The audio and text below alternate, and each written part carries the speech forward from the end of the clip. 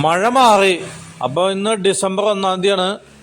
ഞാൻ എൻ്റെ കുറച്ച് ചെടികളുണ്ട്. കഴിഞ്ഞ വർഷം കുറച്ച് ഫ്രൂട്ട്സ് ചെടികൾ കൊണ്ടുവന്ന് നട്ടായിരുന്നു. അതിനൊരു 2 വർഷത്തേക്ക് നമ്മൾ വെള്ളം കൊടുത്തു കഴിഞ്ഞാൽ പെട്ടെന്ന് വളർന്നു വലുതായിക്കോളും. അപ്പോൾ ഉണ്ട് ഇതിൻ്റെയൊക്കെ പുല്ല്, കടക്കിലുള്ള പുല്ലൊക്കെ ചെത്തി കളയാണ്. എന്നിട്ട് വെള്ളം കൊടുത്തു കഴിഞ്ഞിട്ടുണ്ടെങ്കിൽ പുല്ല് പിന്നെ പെട്ടെന്ന് വളരില്ല.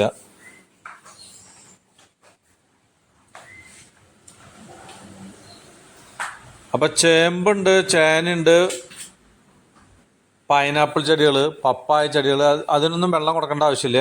എന്നാൽ ഈ ചെറിയ ചെടികളുണ്ട്, അതിനൊക്കെ കൊടുത്തു കഴിഞ്ഞാൽ നല്ലതാണ്. ഉണ്ട് ഇതൊരു മധുര ലൂവിയ ഞാവല എന്തൊക്കെയാണ്.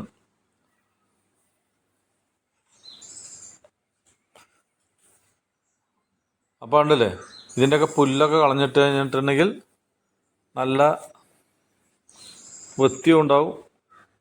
അപ്പം ഞാൻ കൂടുതലൊന്നും പണിക്കൊന്നും അങ്ങനെ ആൾക്കാരെ വിളിക്കില്ല. കാരണം വെച്ചാൽ ഇന്ന് ഒരു ദിവസത്തേക്ക് 1000 രൂപയും പിന്നെ ഭക്ഷണം വേറെ. ഇനി നമ്മളുടെ ഇഷ്ടത്തിന് എന്തെങ്കിലും പണികൾ പറഞ്ഞു കഴിഞ്ഞിട്ടുണ്ടെങ്കിൽ അയാൾ നാളെ വരൂല്ല. അപ്പം അത്രയും നഷ്ടം.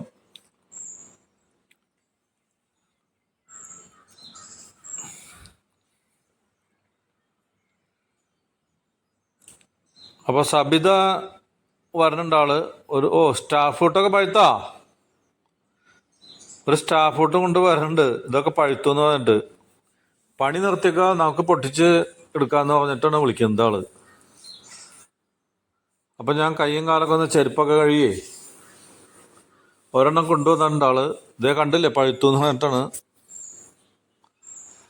അപ്പം അത് തിന്നാനുള്ള ഒരു ഇതിലാണ് കണ്ടോ. അപ്പം കൈമയൊക്കെ നിറച്ച് ചെളിയാണ്, മുണ്ടൊക്കെ ആ ചെളിയിൽ പെരണ്ടു. അപ്പം കൃഷിപ്പണി എന്ന് വെച്ചാൽ ഇങ്ങനെയാണ്, മണ്ണിനോടും ചെളിയോടും മല്ലിടണം. അപ്പം ഇന്ന് ആർക്കും ഇഷ്ടമില്ലാത്ത കാര്യമാണ്. ഇഷ്ടക്കുറവ് ആർക്കൊന്നുമില്ല, എല്ലാവരും ജോലി ചെയ്യും. പക്ഷെ കൃഷി ചെയ്താൽ ലാഭം ഇല്ല എന്നുള്ളത് ഏത് കൊച്ചുകുട്ടിക്കും അറിയാം.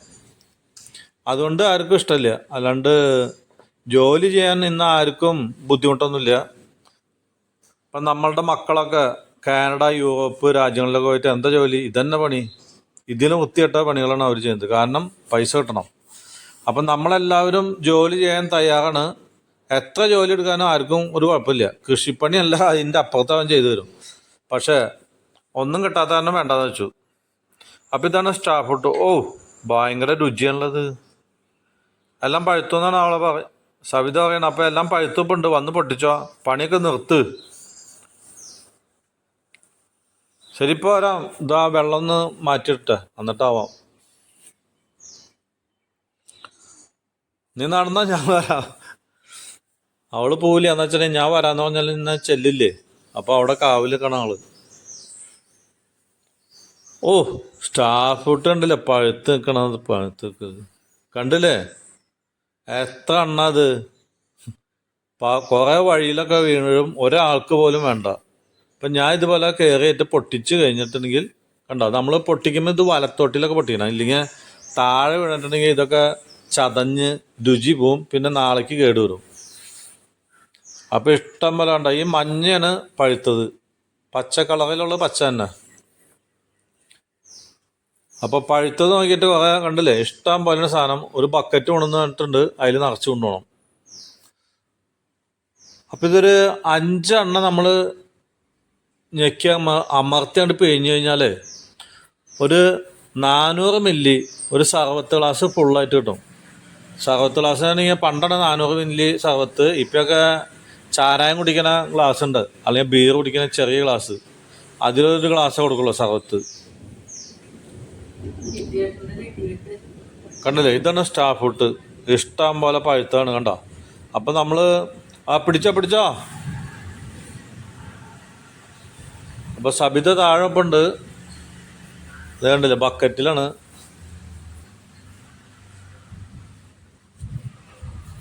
അപ്പം ഇത് പിഴിഞ്ഞ് കുടിച്ചിട്ടുണ്ടെങ്കിൽ വളരെ രുചിയാണ്. അല്പം മധുരട്ട് കൊടുക്കുക, പഞ്ചസാര. ഇപ്പം നമ്മൾ മുന്തിരി, പൈനാപ്പിള്, കൈതച്ചക്ക, അല്ലെങ്കിൽ ആപ്പിള്, എന്ത് സാധനം ജ്യൂസ് അടിക്കുമ്പോഴും കുറച്ച് മധുരം ഇടും. അപ്പോൾ അതുപോലെ തന്നെ ഇതിലും അല്പം മധുരം ഇട്ട് കൊടുക്കുക. അപ്പോൾ ഇതിന് നല്ല മധുരം ഉണ്ട്, എന്നാലും കുറച്ചും കൂടി ഇട്ട് കൊടുത്താൽ മതി, ഒരു അല്പം ഇട്ടാൽ മതി. ഏകദേശം പേരയ്ക്ക അതിൻ്റെയൊക്കെ മധുരമുണ്ട്.